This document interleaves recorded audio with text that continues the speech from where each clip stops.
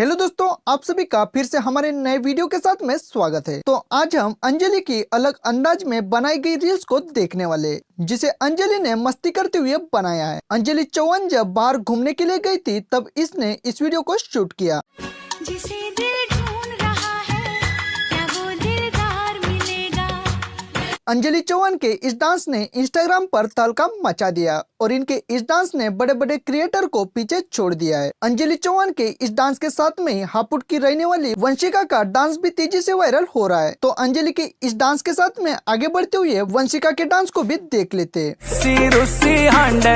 मेरे दिल ने तोड़ के तेरी जान कसम ले। आपने तो अंजलि के साथ में ही हापुड़ की रहने वाली वंशिका का भी डांस देख लिया। आपको अंजलि के साथ में वंशिका का डांस वीडियो कैसा लगा ये हमारे कमेंट बॉक्स में जरूर बताएं। उम्मीद करते हैं वीडियो आपको पसंद आएगी तो वीडियो को लाइक कीजिए और चैनल पर नए हो तो हमारे चैनल को सब्सक्राइब जरूर करें। धन्यवाद।